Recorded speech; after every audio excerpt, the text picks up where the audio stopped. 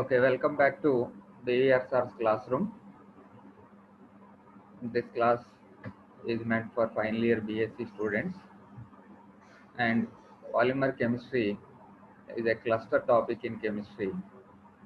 Yesterday we started this topic, and yesterday we discussed about the importance of polymer chemistry, polymer science as a general topic, the importance of polymers and plastics in our daily life. And after doing that, we also discussed classification of polymers.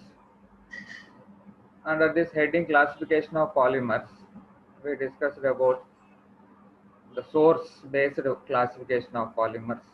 After that, organic and inorganic polymers, like that. We will continue yesterday's topic, and now our aim is to continue by starting classification based on structure of polymers. నిర్మాణం ఆధారంగా చేసుకుని పాలిమర్స్ని ఏ రకంగా వర్గీకరిస్తారు అనే విషయాన్ని మనం ఈ క్లాస్లో చెప్పుకుంటాం. Based on the mode of linkage in monomer units, polymers are classified into 3 categories. అంటే మోనోమర్స్ అన్నీ కూడా కలిసి ఏం ఫామ్ అవుతాయని చెప్పుకున్నాం, పాలిమర్గా రూపాంతరం చెందుతాయని చెప్పుకున్నాం. ఈ మోనోమర్లు ఒకదానితో ఒకటి ఏ రకంగా కలుస్తాయి అంటే వాటి మధ్య ఏ రకమైనటువంటి బలాలు ఉంటాయి అనే విషయం ఆధారంగా చేసుకుంటే ఈ నిర్మాణం ఆధారంగా పాలిమర్లను 3 రకాలుగా విభజించవచ్చు. నెంబర్ 1 ఈజ్ లీనియర్ లేదా చైన్ పాలిమర్స్, రెండోది బ్రాంచ్డ్ చైన్ పాలిమర్స్, మూడోది నెట్వర్క్ పాలిమర్స్ అని చెప్పి పిలుస్తాం. క్రాస్ లింక్డ్ పాలిమర్స్ లేదా నెట్వర్క్ పాలిమర్స్ అని చెప్పి పిలుస్తాం. లీనియర్ చైన్ పాలిమర్స్ రేఖీయ శృంఖల నిర్మాణం గల పాలిమర్లు. ఏమన్నా నోట్స్ రాసుకుంటూ ఉంటే దాన్ని నోట్ చేసుకోండి. రేఖీయ శృంఖల నిర్మాణం గల పాలిమర్లు, linear chain polymers. In these the monomer units are linked with one another to form long linear chains. పొడవైనటువంటి రేఖీయ శృంఖలాలుగా ఏర్పడతాయి. ఏవి? మోనోమర్లు పాలిమర్గా మారేటప్పుడు ఈ పొడవైనటువంటి రేఖీయ శృంఖలాలుగా ఏర్పడతాయి.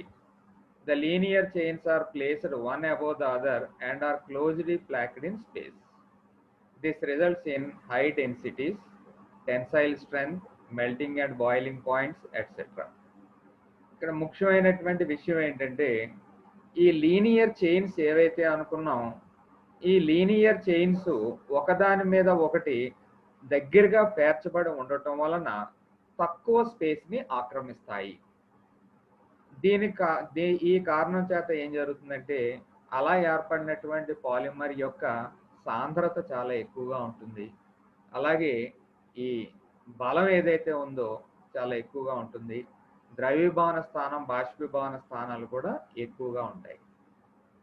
దీన్ని మీకు సింపుల్గా మన భాషలో చెప్పుకోవాలి అనుకుంటే, మనం ఎక్కడన్నా ఊరు వెళ్తున్నాం అనుకోండి, ఊరు వెళ్తుంటే సూట్ కేసులో నీట్గా బట్టలన్నీ కూడా సర్దుకుని వెళ్తాం.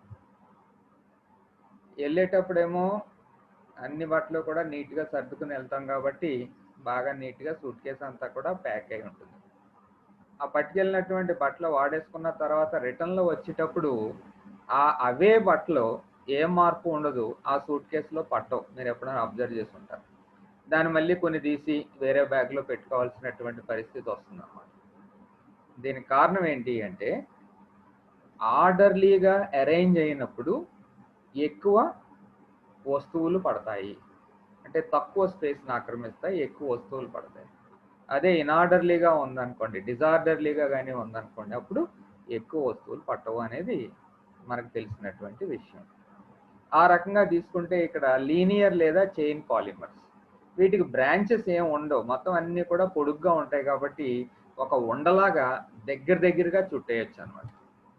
అందు గురించి దాని యొక్క సాంద్రత ఎక్కువ ఉంటుంది, డెన్సిటీ ఎక్కువ ఉంటుంది, వాటి యొక్క బలం ఎక్కువ ఉంటుంది, ద్రవీభవన బాష్పీభవన స్థానాలు కూడా ఎక్కువగా ఉంటాయి. సో లీనియర్ చైన్ పాలిమర్స్, రేఖీయ శృంఖల పాలిమర్ల గురించి రాసేటప్పుడు ఎగ్జాంపుల్స్ కానీ రాయాలనుకున్నారు అనుకోండి, HDPE ఎగ్జాంపుల్గా రాయొచ్చు. HDPE అంటే హై డెన్సిటీ పాలీఎథిలిన్. పాలిఎథిలినే రెండు రకాలది, ఒకటి హై డెన్సిటీ పాలిఎథిలిన్, ఇంకోటి లో డెన్సిటీ పాలిఎథిలిన్ అని చెప్పి పిలుస్తాం అనమాట. ఓకే, వాటి గురించి ఇంకా తర్వాత డీటెయిల్గా చెప్పుకుంటాం. ఇంకో ఎగ్జాంపుల్ నైలాన్ ఎగ్జాంపుల్గా రాయొచ్చు. నైలాన్లు అని ఎందుకంటున్నాం అంటే ఇందులో చాలా రకాలు ఉంటాయి. నైలాన్ 6 అని, నైలాన్ 66 అని, అలా రకరకాల నైలాన్స్ ఉంటాయి. పీవీసీ అంటే పాలివినైల్ క్లోరైడ్. సో ఈ పాలివినైల్ క్లోరైడ్ కూడా ఎలాంటి పాలిమర్ అంటే లీనియర్ చైన్ పాలిమర్ కోవకి చెందుతుంది. ఓకే, సో మీకు ఒక లీనియర్ చైన్ పాలిమర్ అంటే నిర్మాణం ఆధారంగా చేసుకుని పాలిమర్ని ఎలా వర్గీకరిస్తారో అనే విషయం చెప్పేటప్పుడు ఈ లీనియర్ చైన్ పాలిమర్స్ కొంచెం అర్థమైందని చెప్పి అనుకుంటున్నాను. రెండోది బ్రాంచ్డ్ చైన్ పాలిమర్స్, శాఖాయుత శృంఖల నిర్మాణం గల పాలిమర్లు. ఈ బ్రాంచ్డ్ చైన్ పాలిమర్స్లో జరిగేది ఏంటంటే ఇక్కడ కూడా ఒకదాని మీద ఒకటి మోనోమర్ యూనిట్లు ఒక లైన్గా అరేంజ్ అయ్యి ఉంటాయి, కరెక్టే. దాంతోపాటు అక్కడక్కడ ఏంటంటే బ్రాంచెస్గా కూడా అంటే కొమ్మల్లాగా కూడా ఏర్పడి ఉంటాయి అన్నమాట. అందు గురించి దీన్ని ఏమన్నామంటే బ్రాంచ్డ్ చైన్ పాలిమర్స్ అన్నాం. In these the monomer units are linked to form long chains, అది common, which also contains side chains or branched chains. చూడండి, సైడ్ చైన్స్ కూడా ఉంటాయి అన్నమాట. దీన్ని తర్వాత స్లైడ్లో మీరు డయాగ్రామాటిక్గా కూడా ఉంటుంది, అవి కూడా చూద్దాం. As a result of branching ఏం జరుగుతుంది, these polymers are not closely packed in space. ఇందాక నేను మీకు సూట్ కేసుతో ఎక్స్ప్లెయిన్ చేశాను. మీకు ఎప్పుడైతే ఈ బ్రాంచెస్ అంటే కొమ్మలు అయ్యి ఉన్నాయో అప్పుడు ఏంటంటే దగ్గరగా అరేంజ్ అవ్వడం కష్టంగా ఉంటుంది ఏవి మోనోమర్ యూనిట్లు. అందువలన దే హ్యావ్ లో డెన్సిటీ, వాటి యొక్క సాంద్రత తక్కువ ఉంటుంది. అలాగే టెన్సైల్ స్ట్రెంగ్త్, బలం ఏదైతే ఉందో బలం తక్కువగా ఉంటుంది. అలాగే మెల్టింగ్ అండ్ బాయిలింగ్ పాయింట్స్ కూడా తక్కువగా ఉంటాయి. ఓకే, అలాంటి దానికి ఎగ్జాంపుల్స్ ఏం తీసుకోవచ్చు అంటే ఎల్డిపి, లీనియర్ చైన్ పాలిమర్కి ఏమో హెచ్డిపి ఎగ్జాంపుల్గా తీసుకొని చెప్దాం అనుకున్నాం. అదే బ్రాంచ్డ్ చైన్ పాలిమర్ కానీ తీసుకుంటే ఎల్డిపిని ఎగ్జాంపుల్గా తీసుకుంటాం. ఎల్డిపి అంటే లో డెన్సిటీ పాలిఎథిలిన్.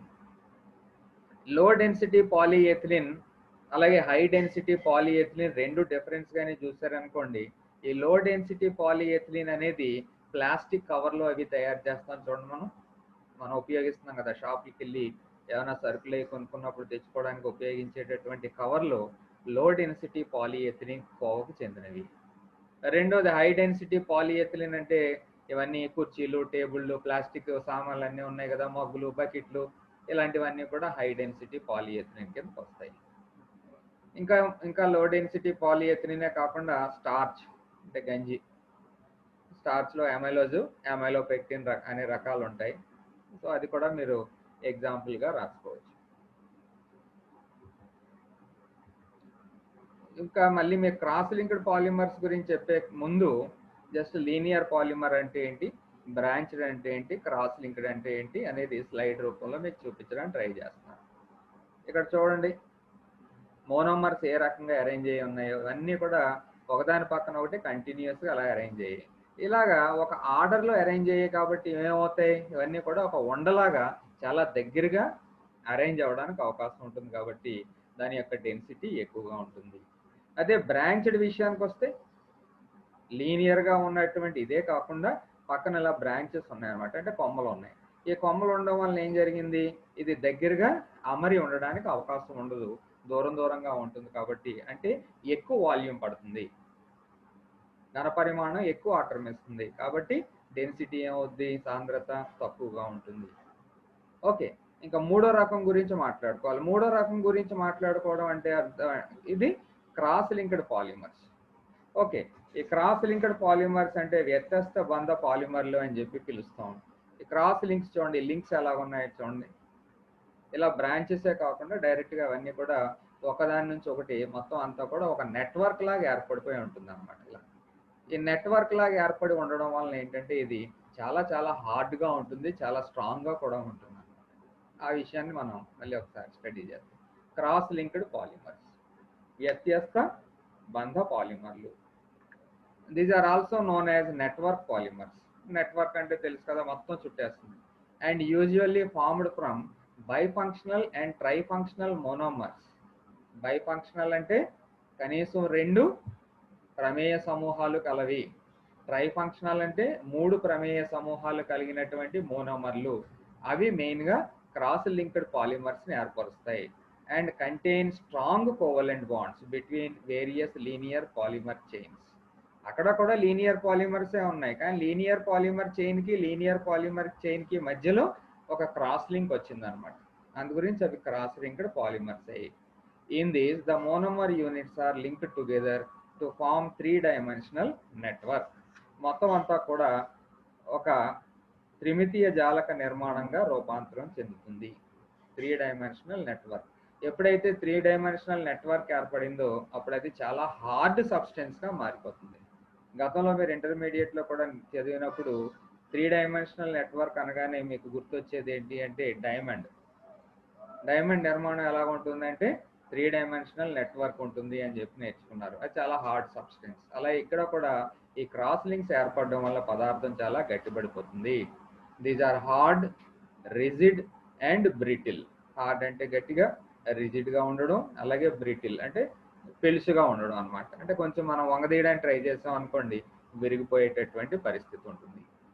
అలాంటి వాటిలో మరి కంపల్సరీ మీరు పాలిమర్ కెమిస్ట్రీ చదువుతున్నారు అంటే ప్రతిదానికి కూడా మంచి సంబంధిత ఎగ్జాంపుల్స్ రాయాలి. ఎగ్జాంపుల్స్ లేకుండా మామూలుగా మాట చెప్పాము అంటే మాత్రం మార్కులు పడవు. సో ఇక్కడ క్రాస్ లింక్డ్ పాలిమర్స్కి మంచి ఎగ్జాంపుల్స్ చూడండి. Bakelite, phenol formaldehyde resins, bakelite. అలాగే మెలమైన్ ఫార్మాల్డిహైడ్ రెజిన్, గ్లిప్టాల్స్ అంటే పెయింట్లో ఏదో వాడతారు. ఇలాంటి పదార్థాలన్నీ కూడా మీరు క్రాస్ లింక్డ్ పాలిమర్స్ కోవకు చెందుతాయని చెప్పి రాయవలసి ఉంటుంది. మళ్ళీ ఒకసారి స్లైడ్ చూడండి. లీనియర్ అంటే మోనోమర్స్ అన్నీ కూడా పక్కపక్కగా అరేంజ్ అయి ఉండడం వలన అవి తక్కువ ప్లేస్ని ఆక్రమిస్తాయి కాబట్టి వాటి యొక్క డెన్సిటీ ఎక్కువగా ఉంటుంది. High density polyethylene best example. మరి బ్రాంచెడ్ చైన్ పాలిమర్స్ అంటే లీనియర్ చైన్తో పాటు బ్రాంచెస్ కూడా ఉంటాయి. బ్రాంచెస్ ఉండడం వలన ఎక్కువ స్థలం ఆక్రమిస్తుంది కాబట్టి మీకు డెన్సిటీ తక్కువగా ఉంటుంది. మూడో రకం cross linked polymers. Cross linked polymers అంటే లీనియర్ చైన్స్ ఉంటాయి. లీనియర్ చైన్కి మధ్యన ఒక బంధంగా ఏర్పడి నెట్వర్క్ పాలిమర్స్ రూపంలో రూపాంతరం చెందుతాయి అని చెప్పి నేర్చుకునేటటువంటి అవసరం ఉంది. ఈ 3 రకాలు డయాగ్రామ్స్ కూడా అదే రకంగా ప్రాక్టీస్ చేయండి ఈజీగా. అంటే ఇంతలాగా రౌండ్లు వేసి కాదు, గీతలాగా మీరు ప్రాక్టీస్ చేసి ఎగ్జామ్లో రాయడానికి ట్రై చేస్తారు. ఓకే, ఇంకో రకం కూడా మూడో రకం చెప్పుకున్నాం. నాలుగో రకం క్లాసిఫికేషన్ వచ్చేటప్పటికి classification based on the nature of molecular forces. పాలిమర్లలో అణుబలాల ఆధారంగా వర్గీకరణ జరిపేటటువంటి విధానము ఇది చాలా important. Classification based on the nature of molecular forces. అణుబలాలు అంటే ఈ మోనోమర్లు పాలిమర్గా ఏర్పడినప్పుడు ఆ పాలిమర్లో ఉండేటటువంటి అణుబలాలు ఎలాంటివి ఉన్నాయి అనే ఆధారంగా మనం ఈ క్లాసిఫికేషన్ అనేది చేస్తాం. ఇది చాలా చాలా ఇంపార్టెంట్. బోత్ 10 మార్క్స్కి ఇంపార్టెంట్, అలాగే 5 మార్క్స్ కూడా ఇది ఇంపార్టెంట్ టాపిక్. సహజంగా పాలిమర్లలో ఉండేటటువంటి అణుబలాలు వాండర్వాల్ బలాలు కానీ హైడ్రోజన్ బంధాలు కానీ ఉంటాయండి. Van der Waals forces of attraction or hydrogen bonding. Hydrogen bonding అనేది ఎలా ఏర్పడుతుందని నేర్చుకున్నారు మీరు. హైడ్రోజన్ పరమాణువుకి అధిక రుణ విద్యుదాత్మకత గల పరమాణువుకి మధ్య ఏర్పడినటువంటి బలహీన ఆకర్షణ బలాన్ని హైడ్రోజన్ బంధము అంటారు అని చెప్పి గతంలో నేర్చుకున్నారు. సో ఇక్కడ పాలిమర్ల దగ్గరికి వచ్చేటప్పటికి ఉండేటటువంటి బలాలు ఏంటి అంటే, ఒకటి వాండర్వాల్ బలాలు, రెండో రకం వచ్చి హైడ్రోజన్ బంధము. ఈ 2 రకాల బలాల మధ్య మొత్తం ఈ పాలిమర్లు ఏర్పడడం, వాటి యొక్క ధర్మాలు ఇవన్నీ కూడా ఇమిడి ఉంటాయి. These intermolecular forces influence certain mechanical properties of polymers like tensile strength, elasticity, toughness etcetera. So పాలిమర్లో ఏ బలాలు పనిచేస్తున్నాయని చెప్పి నేర్చుకోవడానికి ట్రై చేస్తున్నాం. వాండర్వాల్ బలాలు, హైడ్రోజన్ బంధాలు. ఈ 2 రకాలైనటువంటి అణుబలాలు పాలిమర్లో ఉండేటటువంటి ఈ యాంత్రిక ధర్మాలు ఏవైతే ఉన్నాయో ఎలాంటివి, ఈ టెన్సైల్ స్ట్రెంగ్త్, అలాగే సాగే గుణం ఎలాస్టిసిటీ, టఫ్గా ఉంటుందా లేదా స్మూత్గా ఉంటుందా, ఇలాంటి విషయాలన్నీ కూడా దేని మీద ఆధారపడి ఉంటుంది అంటే అణుబలాల మీద ఆధారపడి ఉంటాయి అని చెప్పి నేర్చుకుంటాము. Depending upon the magnitude of these intermolecular forces, అంటే ఈ ఇంటర్మాలిక్యులర్ ఫోర్సెస్ అణుబలాల స్వభావాల మీద ఆధారం చేసుకుని పాలిమర్లను మొత్తం 4 రకాలుగా వర్గీకరించడం జరిగింది. చాలా ఇంపార్టెంట్. ఇవి ఇండివిజువల్గా ఒక్కొక్కటి కూడా మళ్ళీ షార్ట్ క్వశ్చన్ అవుతుంది. ఆ 4 రకాలు ఏంటంటే ఫైబర్స్. First one fibres. రెండోది ఫైబర్స్ అంటే మనకి నారలు లేదా పోగులు అని చెప్పి పిలుస్తాం. పోగులు లేదా నారలు. రెండో రకం ఎలాస్టోమర్లు. ఎలాస్టోమర్ అంటే మన తెలుగులో కూడా మ్యాక్సిమం ఎలాస్టోమర్ అనే పదం ఉపయోగిస్తాం దానికి. ఎలాస్టోమర్ అంటే రబ్బర్ అని చెప్పి కూడా రాసుకోవచ్చు. మూడో రకం థర్మోప్లాస్టిక్లు. నాలుగో రకం వచ్చి థర్మో సెట్టింగ్లు. థర్మోప్లాస్టిక్లు అలాగే థర్మో సెట్టింగ్.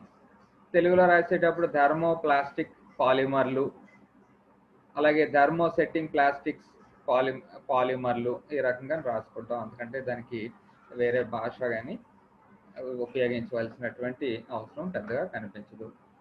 సో ఇక్కడ ఈ క్లాసిఫికేషన్ దేని ఆధారంగా చేస్తున్నాం? పాలిమర్లో ఉండేటటువంటి అణుబలాల ఆధారంగా చేస్తున్నాం. సో పాలిమర్లో ఉండే అణుబలాల ఆధారంగా చేస్తే మనకి ఎన్ని రకాలైనటువంటి వర్గాలుగా ఉంటాయి? ఇవి ఫైబర్లు, ఎలాస్టోమర్లు, థర్మోప్లాస్టిక్లు, అలాగే థర్మో సెట్టింగ్లు అనే 4 రకాలు వస్తున్నాయి. ముందుగా చూడండి ఫైబర్లు.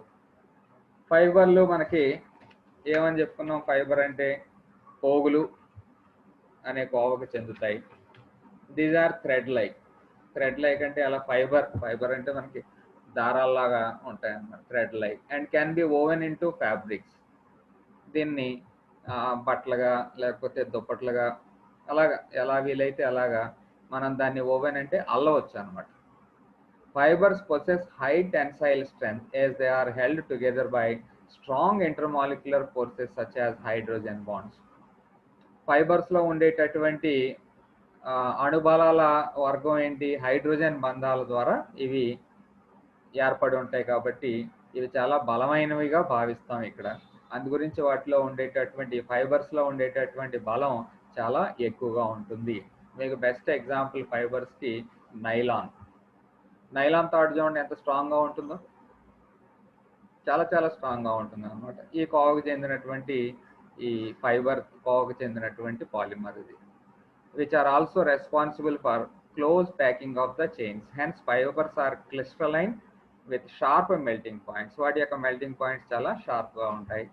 These are used for making. ఏమేం చేయొచ్చు ఫైబర్స్ ద్వారా అంటే క్లాత్ చేయొచ్చు, అంటే బట్టలు, నెట్, క్రికెట్ ఆడటానికి కానీ లేదా చేపలు పట్టడానికి కానీ వలలు, నెట్లు, అలాగే రోప్ అంటే తాళ్ళు పేనవచ్చు. నైలాన్తో పేడినటువంటి తాళ్ళు చాలా స్ట్రాంగ్గా ఉంటుంది అని చెప్పి మీకు తెలుసు, అన్ని చాలా డీటెయిల్డ్గా తెలుసు. సో అవి ఈ నైలాన్ తాళ్ళు లేదా ఈ నెట్, వలలో ఇవన్నీ కూడా ఏ రకానికి చెందినటువంటి పాలిమర్లు అంటే ఫైబర్ రకానికి చెందినవి అని చెప్పి చెప్పుకోవచ్చు. వీటికి సంబంధించే ఎగ్జాంపుల్స్ చూడండి. నైలాన్ ఇప్పుడే చెప్తున్నాను మీకు. అలాగే టెరిలిన్ దేనికి ఉపయోగిస్తారు? మనకి బట్టలు తయారు చేయడానికి ఎక్కువగా ఉపయోగిస్తూ ఉంటారు. టెరిలిన్ ఎక్కువ కాలం ఇది మన్నిక కలిగి ఉంటుంది, సంవత్సరాల తరబడి పాడవకుండా చాలా స్ట్రాంగ్గా ఉంటుంది. పాలియాక్రిలో నైట్రైల్, PAN అని చెప్పి పిలుస్తాం, polyacrylonitrile. Fibres of natural origin are, మనం తయారు చేసినటువంటివి ఇవి. ఈ ఫైబర్ రకానికి చెందిన వాటిలో మనం తయారు చేసిన ఎగ్జాంపుల్స్ నైలాన్లు, టెర్లిన్లు, పాలియాక్రిల్ నైట్రైల్, ఇవన్నీ. సహజ సిద్ధంగా లభ్యమయ్యేవి కూడా ఇందులో ఉంటాయి. ఉదాహరణకి కాటన్, పత్తి, దూది. ఊల్ కూడా సహజ సిద్ధంగా మనకి లభిస్తుంది. షీప్ యొక్క బాడీ నుంచి తీస్తారు ఊల్. అలాగే సిల్క్ కూడా న్యాచురల్గా లభించేటటువంటిది. Man made fibres are nylon చెప్పుకున్నాం, పాలిఎస్టర్లు, పాలిప్రొపిలీన్, అక్రిలిక్స్ ఇవన్నీ కూడా man made fibres. Fibres can in turn be classified into 3 categories. వీటి మళ్ళీ 3 రకాలుగా వర్గీకరించవచ్చు అంట. ఒకటి కంఫర్ట్ ఫైబర్స్. కంఫర్ట్ పదమే మీకు తెలుస్తుంది, అంటే మనకి సౌఖ్యాన్ని ఇచ్చేది. సో సౌఖ్యాన్ని ఇచ్చేటటువంటి పోగులు ఫైబర్లు ఏమున్నాయి అంటే చూడండి, మనకి బట్టలు ఇవన్నీ కూడా కంఫర్ట్ని ఇస్తున్నాయి. కాబట్టి బట్టలు ఇలాంటివన్నీ కూడా దేని కింద మనం చెప్పుకోవచ్చు? పోగులు. ఏ రకమైనటువంటి పోగులు అంటే అన్నీ కూడా కంఫర్ట్ని ఇచ్చేటటువంటి పోగులు, సౌఖ్యాన్ని ఇచ్చేటటువంటి పోగులు. Used for making garments like shirtings, suitings, underwears, socks etcetera measured. Comfort fibre should have adequate strength and extensibility. దానికి కావాల్సినటువంటి స్ట్రెంగ్త్ ఉండాలి. బట్టలు కుట్టించుకున్నాం టైలర్ దగ్గర, ఇంటికి వచ్చిన తర్వాత ఒక రోజు వేసుకున్న తర్వాత 2 రోజు చిరిగిపోయాయి అనుకోండి, దానివల్ల ఉపయోగం ఉండదు కదా. అందు గురించి ఏంటంటే దానికి కావాల్సినటువంటి ఎంత అయితే స్ట్రెంగ్త్ ఉండాలో అంత ఉండాలి. అలాగే మన్నిక ఉండాలి, ఎక్స్టెన్సిబిలిటీ, ఎక్కువ కాలం మన్నాలి, సంవత్సరాల తరబడి మన్నాలి. సాఫ్ట్గా ఉండాలి, అంతే కదా. మనం డ్రెస్ కుట్టించుకుని వేసుకున్న దానికి గోని కప్పుకున్న దానికి చాలా డిఫరెన్స్ ఉంటుంది కదా. సాఫ్ట్గా ఉండదు గోనుగుడ్డ అయితే. అలాగే గుడ్ మాయిశ్చర్ రీగెయిన్, అంటే ఏంటంటే తేమను పీల్చుకునే స్వభావం ఉండాలి. మన బాడీలో వచ్చేటటువంటి చెమట వీటినన్నిటిని కూడా అది పీల్చుకునేటటువంటి గుణం ఉండాలి. And preferably some flame retardancy, అంటే వెంటనే అగ్గి అంటుకోకుండా కూడా కాపాడగలగాలి. And should be capable of being dyed. ఇది లాస్ట్ పాయింట్, చాలా ఇంపార్టెంట్. మన బట్టలని తీసుకోవాలి అనుకుంటే అక్కడ ఫైబర్ ఎలా ఫ్యాక్టరీలో తయారైతే యాజ్ ఇట్ ఈస్గా మనం ఒంటి మీద వేసేసుకోం.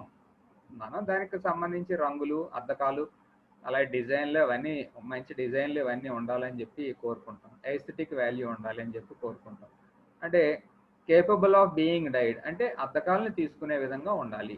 అంటే మనకి ఏ రంగు అయితే కోరుకుంటున్నామో ఆ రంగు దాని మీద మనం వేసేటట్టుగా ఉండాలి. అప్పుడే అది కంఫర్ట్ ఫైబర్ అవుతుంది, లేకపోతే అంత ఉపయోగకరంగా ఉండదు. Example cotton, wool, polyester, nylon ఇవన్నీ కూడా ఆ కావుకు చెందింది. నైలాన్లు ఏంటి అని చెప్పి అనుకుంటున్నారేమో, నైలాన్ కూడా మనం కంఫర్ట్ ఫ్యాబ్రిక్ గురించే చెప్పుకుంటాం. ఎందుకంటే షూస్ వేసుకున్నాం అనుకోండి, షూస్ వేసుకున్నప్పుడు లేస్ కట్టుకుంటాం కదా, ఆ లేస్ దేంతో తయారవుతుంది? నైలాన్తోనే తయారవుతుంది. సంవత్సరాల తరబడి మన్నాలి, అది చాలా స్ట్రాంగ్గా ఉండాలి. సో నైలాన్ ఆ రకంగా. అలాగే కొన్ని మేజోళ్ళు కూడా సాక్స్లు. సో నైలాన్ సాక్స్లు వేసుకోవడానికి అంత ఇష్టపడం, కానీ తక్కువ రేట్లో వస్తాయి కాబట్టి వాటిని ఎక్కువగా కొనుక్కుంటాం. కాటన్తో చేసినటువంటి సాక్స్లు అంటే 100-200 ఉంటే నైలాన్తో చేసినవి ఒక 20 రూపాయలకి వస్తూ ఉంటాయి. సో ఆ రకంగా కూడా మనం ఈ కంఫర్ట్ ఫైబర్స్ని ఉపయోగిస్తాం. అలాగే సేఫ్టీ ఫైబర్స్. సేఫ్టీ ఫైబర్స్ అని దేన్ని ఉపయోగిస్తా అంటే ఇంట్లో అది అలంకారంగా ఉంచుకోవడానికి ఉపయోగించేటటువంటి ఫైబర్స్ని సేఫ్టీ ఫైబర్స్ అంటాం. Used for making carpets, curtains, okay, seat కవర్లు, సోఫాలో అయ్యి సీట్ కవర్లు వేసుకుంటాం, draperies etcetera. Such fibres need to be స్ట్రాంగ్గా ఉండాలి, టఫ్గా ఉండాలి, డ్యూరబుల్గా ఉండాలి, అబ్రెషన్ రెసిస్టెంట్, అంటే అరిగిపోకూడదు, లిబరేట్ మినిమం హీట్, అది మనం దాని మీద కూర్చున్నప్పుడు అది దాని నుంచి హీట్ బయటకు వచ్చింది అనుకోండి చాలా డిస్కంఫర్ట్ ఫీల్ అవుతాం కదా. అలాగే స్మోక్ కానీ టాక్సిక్ గ్యాసెస్ కానీ రాకూడదు. టాక్సిక్ గ్యాసెస్ అంటే ఆ విషపూరితమైన వాయువులు ఏమి దాని నుంచి రిలీజ్ అవ్వకూడదు, స్మోక్ ఏమి రిలీజ్ అవ్వకూడదు. అలాగే ఇది కాలిపోయేటప్పుడు అది ఏదైనా కారణం చేత కాలిపోతుంది అనుకోండి, ఆ కాలిపోయేటప్పుడు విషపూరితమైన వాయువులు అవి కూడా బయటికి రాకూడదు. ఈ కామన్ ఎగ్జాంపుల్స్ కానీ చూసుకున్నట్టయితే దీనికి సేఫ్టీ ఫైబర్స్కి పాలియమైడ్లు, పాలిబెంజిడిమైడజోళ్ళు, అలాగే పాలిఆక్సిడయాజోళ్ళు ఇలాంటివన్నీ కూడా మనకి సేఫ్టీ ఫైబర్స్ కోవకి చెందినటువంటివి. ఇంకొక రకం ఫైబర్స్లోనే ఇండస్ట్రియల్ ఫైబర్స్ అని చెప్పి ఇంకో రకం మనం చెప్పుకుంటున్నాం. Industrial fibres are also called as structural fibres అని అంటారు. ఇంకా ఇక్కడ రాయలేదు కానీ వీటిని టెక్నికల్ ఫైబర్స్ అని చెప్పి పిలుస్తారు. టెక్నికల్ ఫైబర్స్ వీటికి ఉండేటటువంటి గుణం ఏంటంటే they have high rigidity, modulus, వాటికి స్ట్రెంగ్త్ ఎక్కువ ఉండాలి, చాలా స్ట్రాంగ్గా ఉండాలి, థర్మల్ స్టెబిలిటీ ఉండాలి. థర్మల్ స్టెబిలిటీ అంటే వేడి చేసినప్పుడు అవి కరిగిపోవడం అలా ఉండకూడదు. టఫ్గా ఉండాలి, డ్యూరేబిలిటీ ఎక్కువ కాలం మన్నాలి. They are used to reinforce articles such as rigid and flexible tubes, pipes, tyres ఇవన్నీ. సో ఈ ఫ్లెక్సిబుల్ ట్యూబ్స్ కానీ, పైపులు కానీ, టైర్లు కానీ వీటిలన్నిటిని తయారు చేసేటటువంటిది ఏముంది అంటే ఇండస్ట్రియల్ ఫైబర్స్. దాన్నే మనం టెక్నికల్ ఫైబర్స్ అని చెప్పి కూడా అంటారు అని చెప్పి చెప్పడం జరుగుతుంది మీకు. ఈ ఫైబర్స్కి సంబంధించినటువంటి చూడండి ఇవన్నీ వీటి నుంచే రకరకాల పదార్థాలు మనం తయారు చేసుకోవచ్చు. ఎలా కావాలితే అలాగ మీరు సేఫ్టీ ఫైబర్స్గా వాడచ్చు, లేదా మీరు టెక్నికల్గా ఫైబర్స్గా వాడచ్చు, దీన్ని కంఫర్ట్ ఫైబర్స్గా వాడచ్చు. ఇవన్నీ రకరకాల ఫైబర్స్ అనమాట. మనకి ఎలా కావాలితే ఆ రకంగా వీటిని మార్క్ చేసుకుంటూ ఉంటాం. అయితే ఇక్కడ ఇండస్ట్రియల్ ఫైబర్స్ చెప్పేటప్పుడు ఇక్కడ రాయకపోయినా ఒక ముఖ్యమైన విషయం మీకు చెప్పాలి. They are also used in composite structures called fibre reinforced plastics అని చెప్పి ఇక్కడ ఒక పదం రాశారు. దాని అర్థం ఏంటి అంటే స్టార్టింగ్లో మీకు చెప్పినప్పుడు గ్లాస్ కూడా ఒక రకమైన పాలిమరే అని చెప్పి అన్నాను. గ్లాస్ మామూలుగా ఉపయోగించేటటువంటి అద్దం అండి. అయితే అద్దం ఈజీగా పగిలిపోద్దని మన అందరికీ తెలుసు. కానీ ఇక్కడ ఫైబర్ రీఎన్ఫోర్స్డ్ ప్లాస్టిక్ అంటే చూడండి ఏంటో పదం. ఇక్కడ 2 అద్దాలు పెట్టి ఆ మధ్యలో కానీ ఏదైనా ఒక పాలిథీన్ షీట్ కానీ పెట్టారనుకోండి, అప్పుడు చాలా హార్డ్ సబ్స్టెన్స్ కింద మారిపోవడానికి అవకాశం ఉంది. దాన్ని రీఎన్ఫోర్స్మెంట్ అని చెప్పి పిలుస్తాం. మీకు బెస్ట్ ఎగ్జాంపుల్ ఏంటంటే కార్ అద్దాలండి. బస్సు అద్దాలు, కార్ అద్దాలు చూడండి. అది మామూలు అద్దమే, కానీ ఏం చేస్తున్నారు, దానికి అటొక అద్దం ఉంటుంది, ఇదొక అద్దం ఉంటుంది, మధ్యలో ఒక ప్లాస్టిక్ షీట్ లాంటిది పెడతారు అన్నమాట. ఉన్నట్టుండి దాని యొక్క స్ట్రెంగ్త్ అమాంతం పెరిగిపోతుంది. దాన్ని రీఎన్ఫోర్స్మెంట్ అని చెప్పి పిలుస్తాం. అదే కాంక్రీట్ కూడా అదే ఎగ్జాంపుల్ దానికి. సో ఇలాంటి రీఎన్ఫోర్స్డ్ ప్లాస్టిక్స్ ఎక్కడెక్కడ ఉపయోగిస్తారంటే కన్స్ట్రక్షన్ ఆఫ్ బోట్స్, కార్లు, ఏరోప్లేన్లు, carbon fibres, silicon fibres, special type of fibres made of aromatic polyamides and polyesters are some examples అని చెప్పాను. సో ఇలా ఇప్పుడు మీరు ఖాళీగా ఉన్నారు కాబట్టి షటిల్ ఆడాలి అని చెప్పి అనిపిస్తూ ఉంటుంది, షటిల్ ఆడుతూ ఉంటారు. మీరు ఆ షటిల్ ఆడి బ్యాట్ ఒకసారి అబ్జర్వ్ చేయండి. అంటే మంచి కాస్ట్లీ బ్యాట్ కానీ తీసుకున్నారనుకోండి, అది ఆ కాస్ట్లీ బ్యాట్ తీసుకుంటే డెఫినెట్గా అది ఫైబర్తో చేయబడి ఉంటుంది, మెటల్ అయితే కాదు. ఎందుకు ఆ మాట అంటున్నానంటే మెటల్తో కానీ చేశారనుకోండి, ఒకసారి కానీ మీరు ఎలా గట్టిగా కొడితే వంగిపోతుంది. కానీ మీరు వాడేటటువంటి ఆ బ్యాట్ వంగచ్చు చూడండి, మీరు ఎన్నిసార్లు అన్నా ఆడుకోవచ్చు అలా. అంటే మరి దేనివల్ల తయారైందంటే కార్బన్ ఫైబర్తో చేస్తారు దాన్ని. సో మరి ఎక్కడి నుంచి వచ్చింది ఆ కార్బన్ ఫైబర్ అంటే మనం ఇప్పుడు చెప్పుకునేటటువంటి ఈ పాలిమర్స్ నుంచి తయారు చేయబడింది. మెటల్తో ట్రై చేయండి ఒకసారి, మెటల్తో మీరు షటిల్ ఆడడానికి, లేదా క్రికెట్, ఇప్పుడు క్రికెట్ ఐపీఎల్ అవి జరుగుతూ ఉన్నాయి, క్రికెట్ బ్యాట్ని మెటల్తో తయారు చేసి ఆడడానికి ప్రయత్నించండి. చెక్కతోనే చేయాలి, పాలిమర్ సెల్యులోస్తోనే చేస్తేనే అది ఆ బాల్ దూరంగా వెళ్ళడానికి అది అవకాశం, లేకపోతే చేతితో కొట్టలేరు దాన్ని, ఇమీడియట్గా మొత్తం షివరింగ్ వచ్చేస్తాము. సో అలాగా అడ్వాంటేజెస్ చాలా చాలా ఎక్కువగా ఉంటాయి. ఇన్ని ఇండస్ట్రియల్ అప్లికేషన్స్ వీటికి ఎక్కువగా ఉండడం జరుగుతుంది. ఓకే, ఇప్పుడే మీకు ఈ స్లైడ్ చూపించాను డిఫరెంట్ టైప్స్ ఆఫ్ ఫైబర్స్ అని చెప్పి. ఈ ఫైబర్స్ నుంచి మనకి ఏ రకంగా కావాలితే ఆ రకంగా రూపాంతరం చెందించడం ఇవన్నీ జరుగుతూ ఉంటాయి. ఓకే, లేకపోతే రెండో రకం ఇందులో ఫైబర్స్ తర్వాత మొత్తం 4 రకాలు అనుకున్నాం కదా. Fibres, elastomers, thermoplastics, thermosettings. Elastomers అంటే క్లుప్తంగా రబ్బర్లు అని చెప్పి చెప్పుకోవచ్చు అండి. ఓకే, ముందు ఇది చూసిన తర్వాత ఎలాస్టోమర్ అంటే ఏంటో చూద్దాం. ఇది ఒక రకమైనటువంటి పాలిమర్ ప్లాస్టిక్. ఇది కొంచెం ఏంటంటే మృదువుగా ఉంటుంది. ఓకే, అంటే కొంచెం కానీ హీట్ ఎక్కింది అనుకోండి, హీట్ అయితే వాటి మధ్య ఉన్నటువంటి బలాలు వీక్ అయ్యి కొంచెం ముద్దలాగా అవడం, మళ్ళీ అలాంటి ఆ రకమైనటువంటి ధర్మాలు కావాలనుకుంటే అలా చేసుకోవచ్చు. లేదా ఎలాస్టోమర్ అని చెప్పి దేన్ని అంటామంటే ఒత్తిడి కలిగించినప్పుడు వాటి షేప్ ఏమో రూపాంతరం చెంది ఒత్తిడి తీసేస్తే మళ్ళీ నార్మల్ షేప్ కానీ వచ్చేటటువంటి పదార్థం ఉంటే అటువంటి దాన్ని మనం ఎలాస్టోమర్ అని చెప్పి పిలుస్తాం. రబ్బర్ ఉదాహరణ, దాన్ని ఏదైనా ప్రెస్ చేసామనుకోండి, మనం ఏ రకంగా ప్రెస్ చేస్తే ఆ రకంగా ప్రెస్ అవుతుంది. మనం ఫోర్స్ని తీసేసామనుకోండి మళ్ళీ నార్మల్గా అవడం జరుగుతుంది. సో ఎక్కడైతే మీకు ఈ గుణం కావాలో అంటే ప్రెస్ చేసినప్పుడు షేప్ రూపాంతరం చెంది ఆ ప్రెస్ తీసేస్తే మళ్ళీ నార్మల్ అయ్యే గుణం కావాలో అక్కడ మనం ఎలాస్టోమర్స్ని ఉపయోగించడం జరుగుతుంది. ఇక్కడ చూడండి, substances which elongates when force is applied and snaps back when the applied force is released are called as elastomers. Okay, force apply చేసినప్పుడు ఏం జరుగుతుంది, ఎలాంగేట్ అయ్యి మళ్ళీ ఫోర్స్ అప్లై చేసిన ఫోర్స్ని తీసేస్తే మళ్ళీ బ్యాక్ వచ్చేసే వాటిని ఎలాస్టోమర్లు అంటారు. In these the intermolecular forces are the weakest van der Waals forces. వీటి మధ్య ఉండే ఫోర్సెస్ ఏవైతే ఉన్నాయో అవి చాలా బలహీనమైనటువంటి వాండర్వాల్ ఫోర్సెస్ ఉంటాయి. As a result they can be readily stretched by applying small stress and regain the original shape when the stress is removed. ఎప్పుడైతే మనం అప్లై చేసినటువంటి స్ట్రెస్ని తీసేస్తామో మళ్ళీ అవి నార్మల్ అయిపోతాయి. దీన్ని అనాలజికల్గా దేంతో చెప్పుకోవచ్చు అంటే స్ప్రింగులతో పోల్చవచ్చు అని చెప్పి అంటున్నారు. మరి చేతిలో స్ప్రింగ్ ఉంది అనుకోండి, మీరు దగ్గరికి స్ప్రింగ్ని బాగా దగ్గరగా తీసుకొచ్చారనుకోండి, ఏమవుద్ది, స్ప్రింగ్ మనకి దగ్గర అయిపోతుంది. మళ్ళీ మనం కలెక్ట్ చేసినటువంటి ఒత్తిడి తీసేస్తే ఏమవుద్ది, మళ్ళీ నార్మల్గా అయిపోతుంది స్ప్రింగ్. అలాగే ఎలాస్టోమర్లు అంటే రబ్బర్లు అదే రకంగా ప్రవర్తిస్తాయి. ఇది కొంచెం టీజీ అండ్ టీఎఫ్ వాల్యూస్ ఉన్నాయి, అవి నెక్స్ట్ చాప్టర్లో వాటి గురించి మనం చెప్పుకుంటాం. These are usually called rubbers. For a material to be a rubbery state its glass transition temperature TG value అని చెప్పి అంటాం should be very much below the flow temperature and TF value must be above fusion temperature. ఆ conditions అవి మనం తర్వాత third చాప్టర్లో అలా నేర్చుకోవడం జరుగుతుంది.